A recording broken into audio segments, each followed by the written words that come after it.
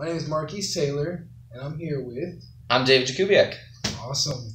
We're here today in episode 3 of Meeting with the Millennials, and me and him decided to talk about something that might not be spoken of very often, and it's the illusion of overnight successes. And yes. I think a lot of people feel like overnight success is a thing, and it's really not. It might appear to be that way, but we're going to go into a few details about it.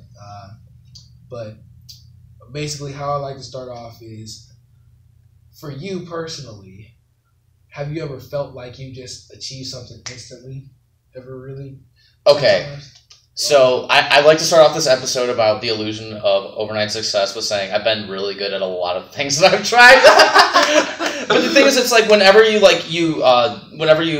do something that you do naturally well and you get some result from it, and you don't like really push yourself and work towards it, it's very cheap. It's a very cheap payoff, you know? Yes. Like, it's something that would be the same exact result that somebody else would get that they would work towards. Mm-hmm. It's like a better trade-off, you know what I'm saying? Yeah, for sure. Mm-hmm.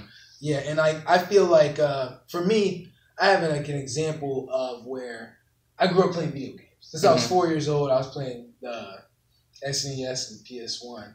And I feel like once I got to be 7 years old, I started drawing. And I was just naturally good at drawing. I couldn't figure out why.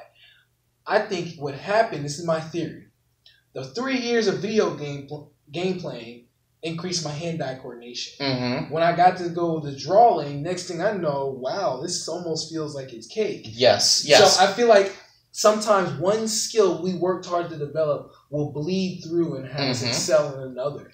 Sometimes. And with art especially, anybody who's out there watching, especially young people, I always grew up, I was terrible at drawing, terrible at any kind of art I would try. But I really learned that no matter who you are, like, you can develop that. Because I was tragic. It's, everything I would try to do was just bad. It was a nightmare. But it's art. So, like, as long as you have, like, the artistic statement behind it, let's go. But anyway, like, for instance, with drawing, like, I went to school for engineering, and I was, like, drawing, like, different shapes and diagrams like that all the time. Mm-hmm. My drawing's, like, impeccable now. I can draw a circle. No problem. Yeah. You're watching Disney Channel. I have not seen that in a long time. The whole Disney Channel thing. Yep. We'll get it in post. Oh, man. That's like the Lizzie McGuire days for me. But no, definitely, dude. Like, especially like you said, art is such a free-flowing thing. You know, it can be difficult to get good at because there's so many ways to do it, so many approaches. But I was thinking, like, for example, Michael Jordan. People know he didn't make the team. They know he had to go through a lot. He became massively successful over time. And people who didn't know his story would be like, oh, he got lucky. He was just super talented. That happens all the time, Just like us, we both did engineering in college. There's no such thing as overnight engineer. Nope. Can't do it. We might have done a lot of things overnight. And then you're right. Yeah. We might have tried to do a bunch of stuff overnight, and we were like, why did we do No, and then if you think you can, then ABET's going to come to you, and they're just going to slap you with the book. They got the book. They're getting you. Oh, yeah. You'll get caught slipping because I just feel like that's a big thing that people overlook, and I think that cripples people. I think they believe, oh, because that person got lucky, that's why they can do it. Yes. Yeah. And that's one of the big things. It's like the concept of like new money. That's what it is. And it's like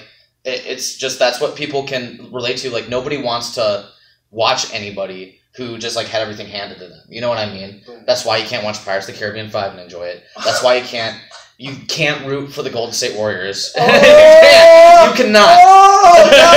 The hype. By the way, we're like, I saw like 4 minutes from Cleveland. So, just so you know. Just so you know. We're Cavs fans here. I'm indifferent, but the rest of the country except for LA. I do like to see a good game, I will admit. It was fun watching, but they just kept making those shots like it was nothing. I don't know.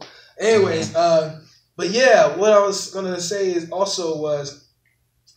I grew up thinking, and I'll be honest, times where I thought, well, I'm not capable because I don't have this. And I like how you mentioned new money. I was looking at a statistic the other day, actually it was a few months ago. Grant Cardone mentioned that.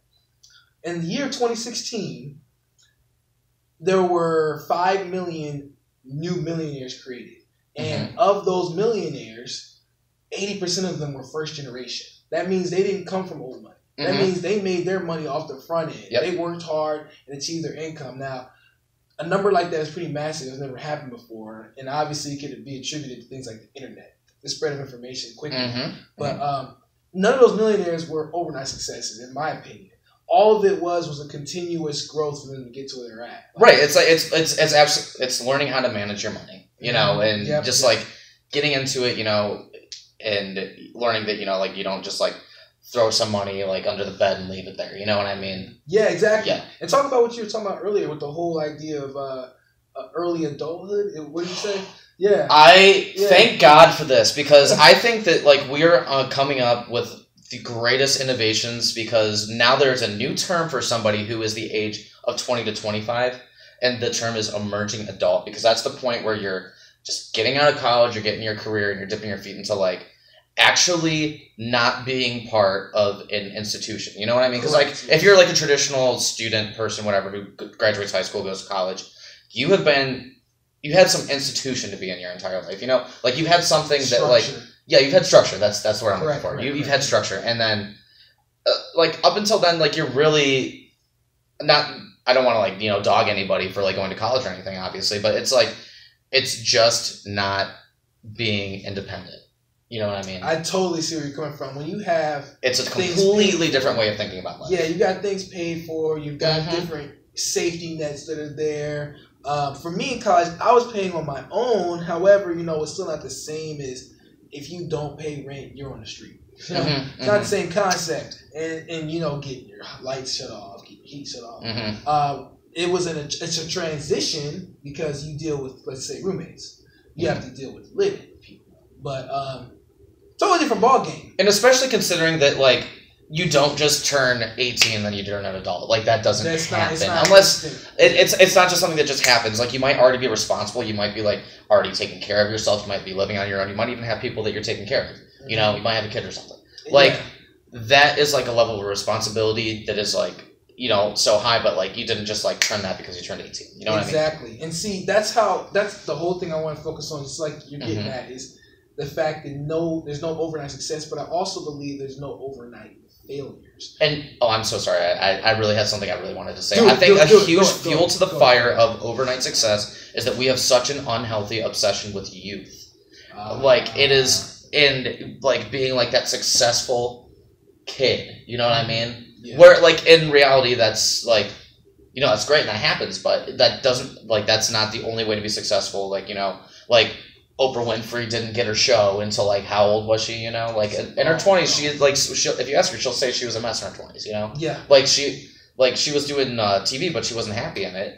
Vera Wang didn't sew her first gown until she was 40. Mm-hmm. You know, like like it's like Colonel Sanders.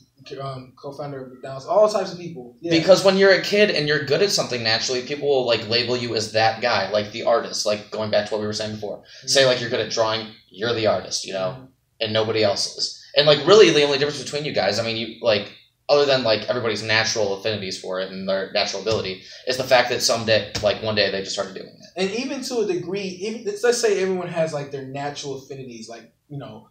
IVs and Pokemon. It takes a long time before the rest of the world can identify that, let alone that person identify that they have that unique success. There were a lot of things that led to them realizing, wait, I'm actually somewhat skilled at this. So, you know, that's something that, and I, like you said, the whole concept of youth, I'm glad you pointed And it's like, you know, like Rome wasn't built in a day. You know, the mile-long journey is taken one step at a time. That's how it's done. That's what Will Smith mentioned, that he was like, you know, there was a story where his dad told him and his brothers to go build a wall. And what they did was they went out and laid one brick as perfectly as they could every single day. And soon they had a wall. Like you said, Rome wasn't built in a day. So. Well, I didn't know Will Smith's dad was Donald Trump. All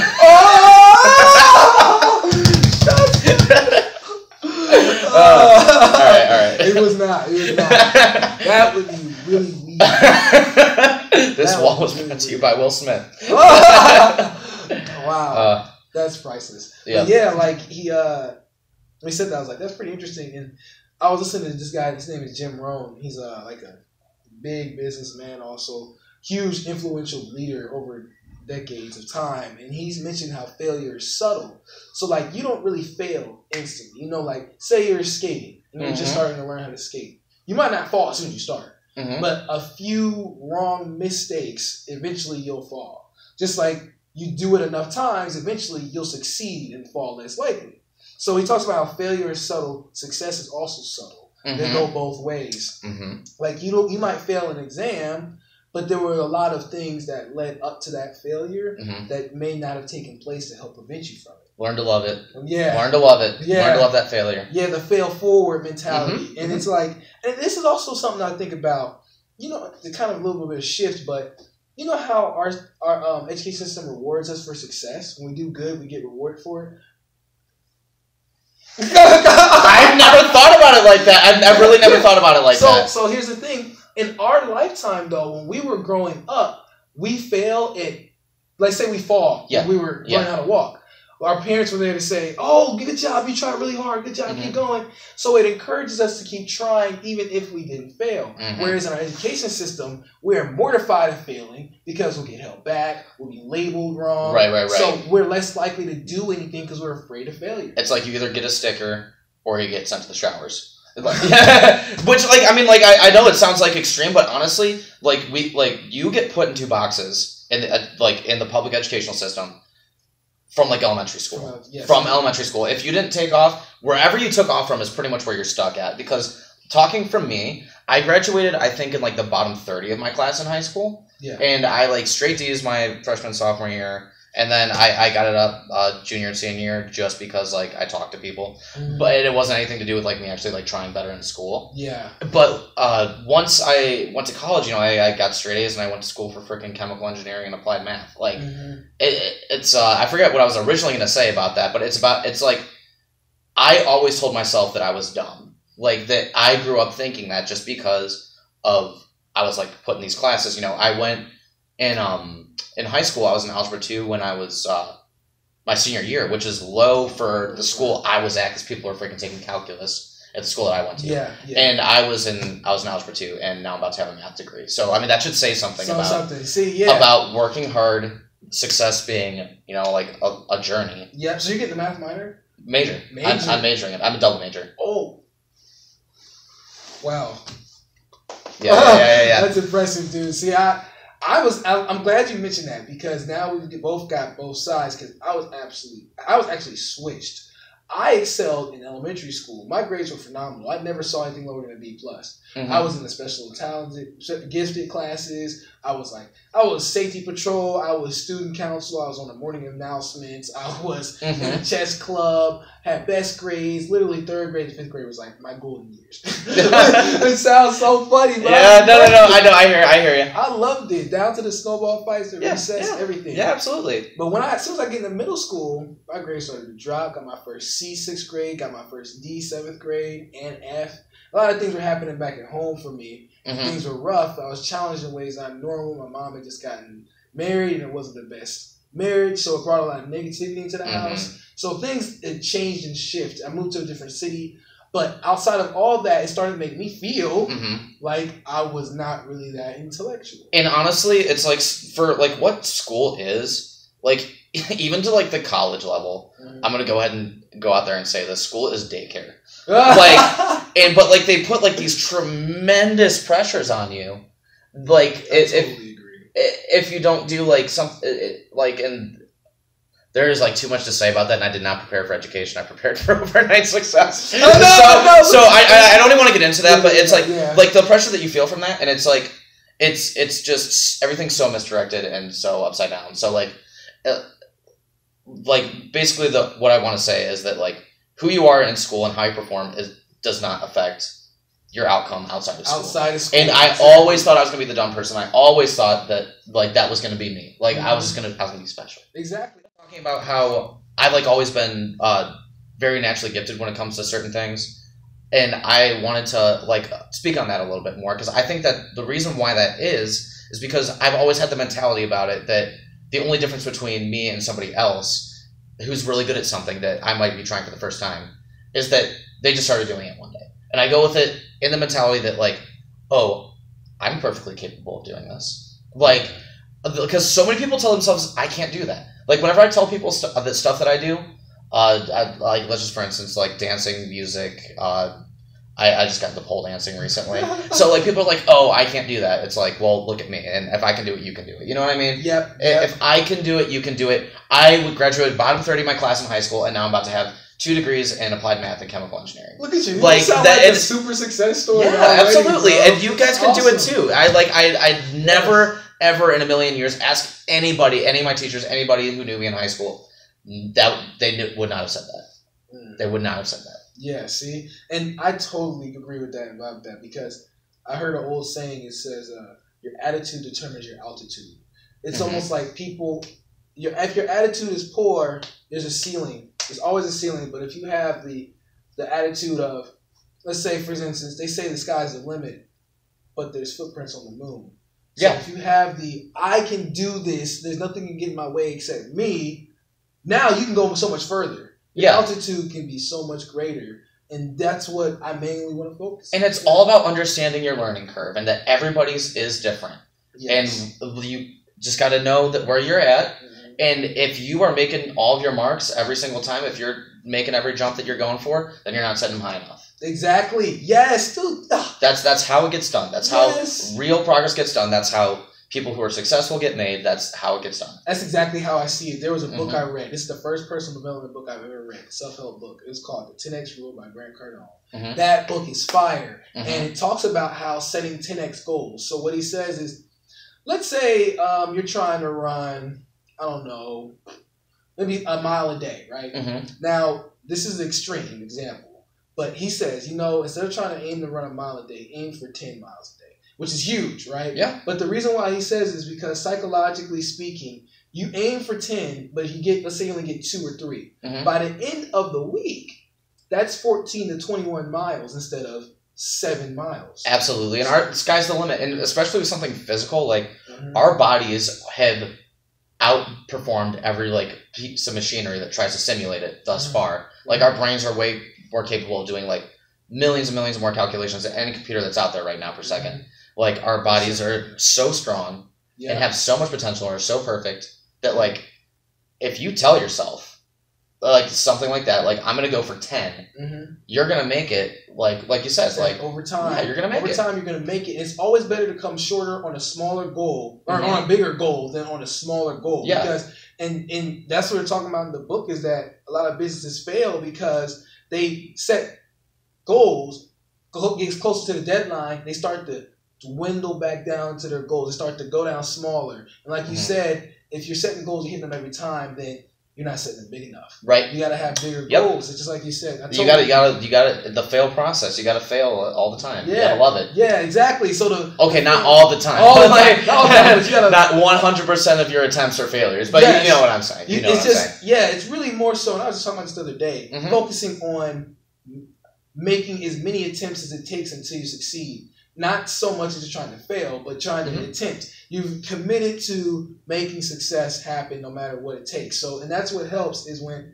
people do that. For example, I'm learning Spanish every single day. Me too. I'm on this app called Duolingo. Duolingo. I'm on it too every day. Awesome. So that's what I'm doing. Yeah. Wow, it's crazy, dude. Wow, the Duolingo brought us together. This show is brought to you by Duolingo. Erica knew that we would get along well, but gosh, she's so right about a lot of stuff. I know, she knows. She knows. And I'll make sure she's. This is a shout out to Erica. This episode was brought to you by Erica Mayer. Check her out on social media. This is Erica Mayer all day. She's the bomb. She's gonna love seeing this. But yeah, I definitely. And I'm doing that every single day. And I took 3 years to finish in high school. I went to Columbia over in December. Learned to strengthen my Spanish a little bit more. Did a few more things. But by this time next year, ooh. I know. Isn't it crazy? Right? Just thinking about all that. And I've also been doing Russian. You've been doing Russian too? On top of it, yes. I want to add on Japanese. That's what I want to do. Me too. My goal is I want to speak all of the languages spoken in the fashion capitals of the world. So I pretty much have to learn Italian and Japanese. Okay. Because I already speak English. Okay. So you're pretty much cool. And I Spanish is the It's kind of like Italian, you know. It's got like the friends and the it's also got the fake friends though. It's got like that Drake fake love to it. You know, that's my jam. So. I love that. I listen to that on repeat though. Italian is showing fake love to Spanish straight up to its face. Because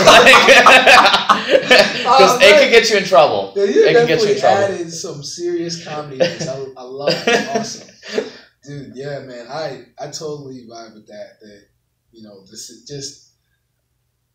I just want people to understand that don't expect you to have success instantly. It's better off you say, oh, you know, it's going to take some time, but I'm going to make it happen no matter what, because it might even happen short. It might come short. It might come faster than you think.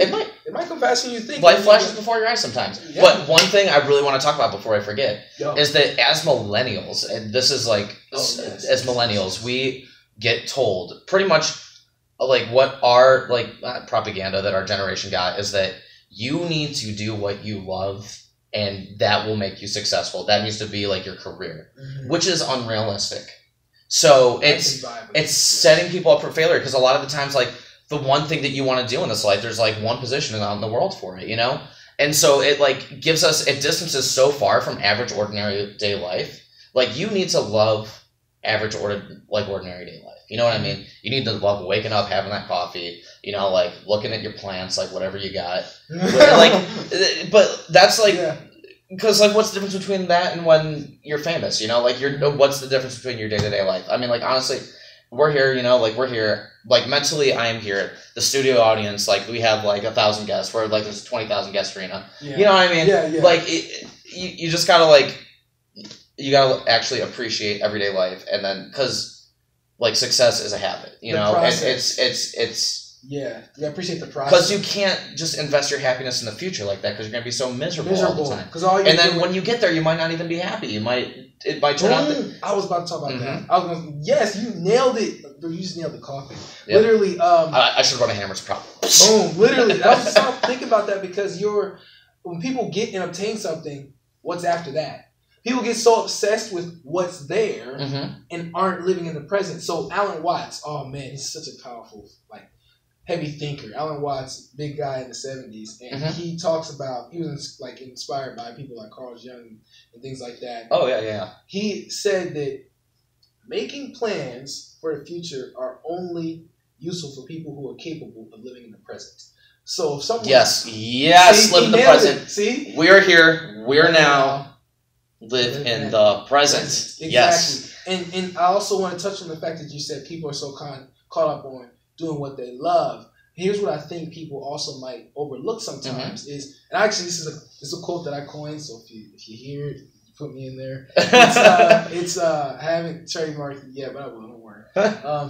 It's not always about doing what you love. It's about doing whatever it takes to become the person you would love to be. So I feel like I know it's not like powerful. I drop that knowledge so hard. Yeah, and absolutely. Like, I just feel like that is huge, because we get so caught up in trying to love the action, we forget to love who we are, who we're becoming.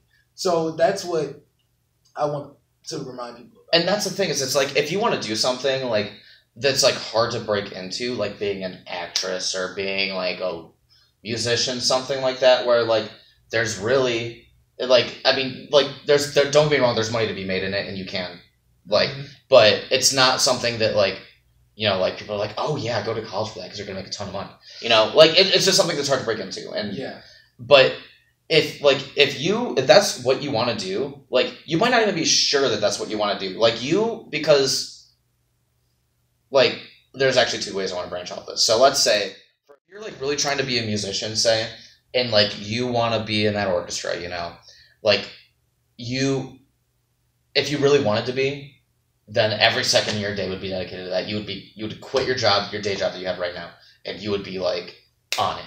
You know what I mean? Oh, I know. And you'd be starving.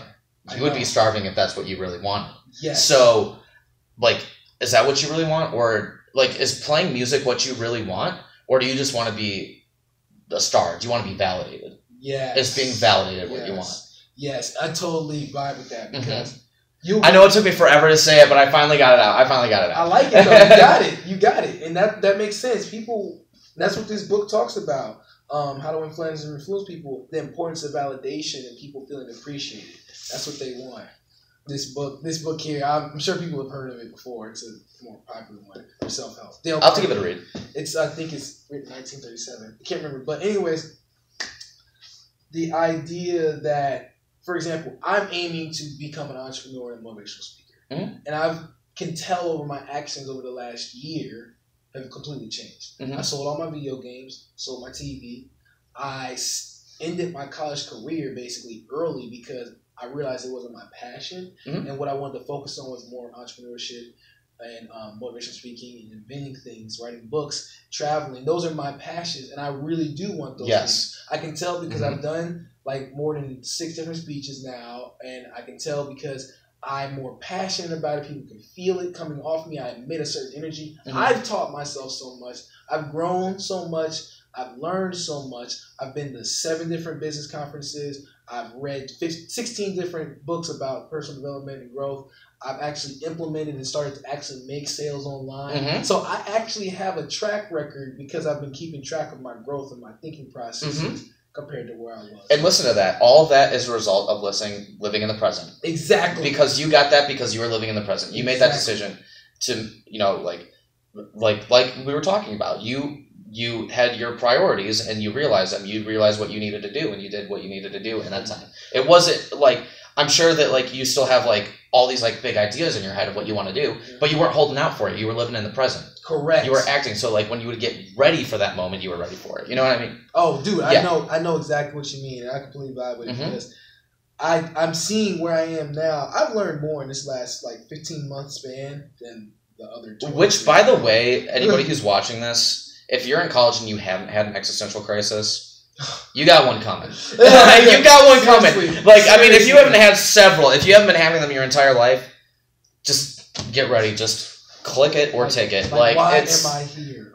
What is this doing here? What am I here? And that's like part of like the emerging adult thing too. Because for some people, it really takes being outside of the institution for that to kick in. You know, like, because that's like, and some people that's like high school to college. Like, I know that there's so many people who are like the 4.0 student, 4.7 student. They took all the AP classes, go to college, and where does it all go? And it just goes all away. It dissociates. It goes away. Yes, and it's like it's a red flag. It's like if somebody is in high school, they're young. Like they're they should be exploring, and like whatever their circumstances are, they have put all their time and effort into doing well in school. Which, like, I'd say one exception for that is, like, if you need, like, a scholarship to go to, like, an extremely prestigious school that, like, you want to go to, sure. Mm-hmm. But that is, like, almost nobody. So,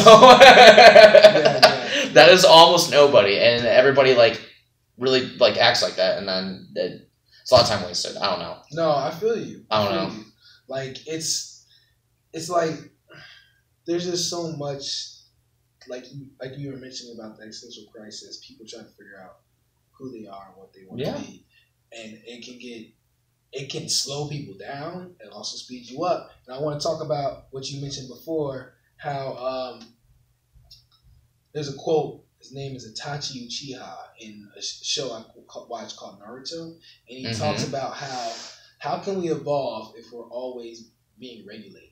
If we're always in a realm where we're regulated to do what everyone else does, how can we evolve and change and find out who we want to be? Mm-hmm. So, like, it's kind of like you gotta step out of the regular realm and really get a feel for it. So, like, say you go to college.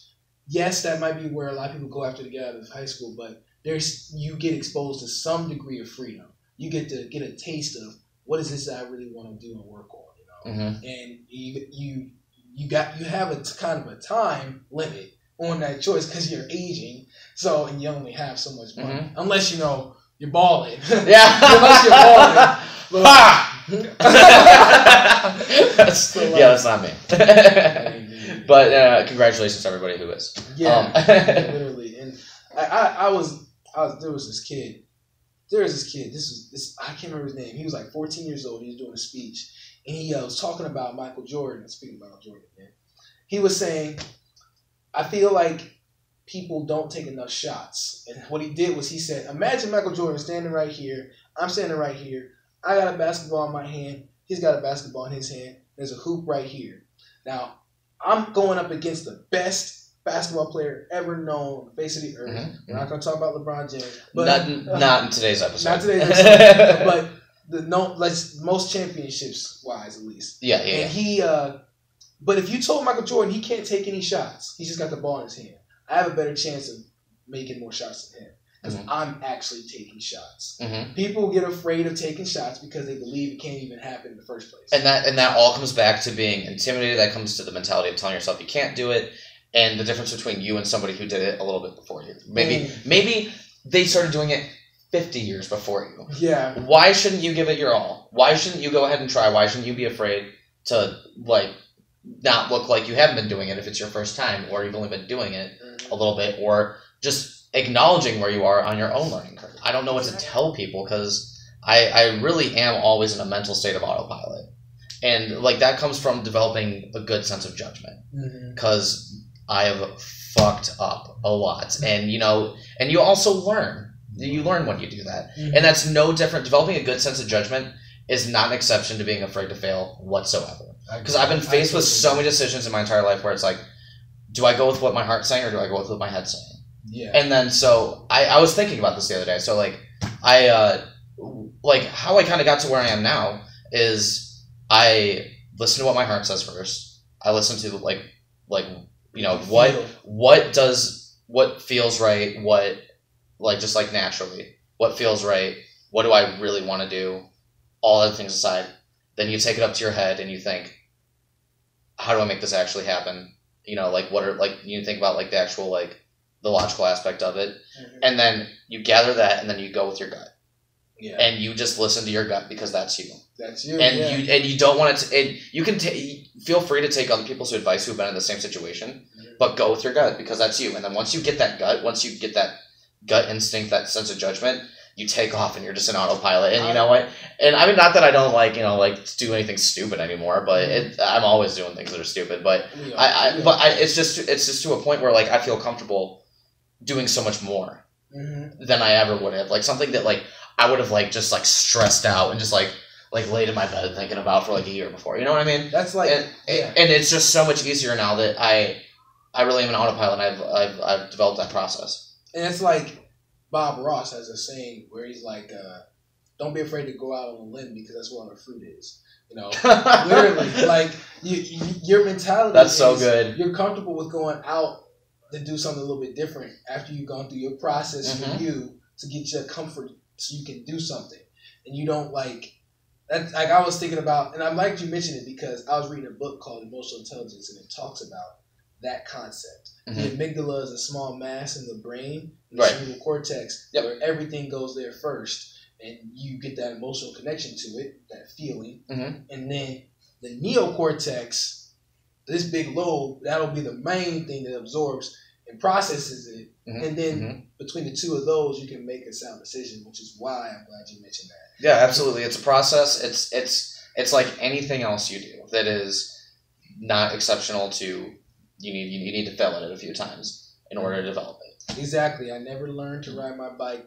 Even if I learned to do it the first time, I didn't maintain it. I didn't maintain that when I keep doing it. Say I took a shot, my first layup. Let's say if I made my first layup ever, that doesn't mean I made the second one. Yeah. No, I got to increase my rate of success.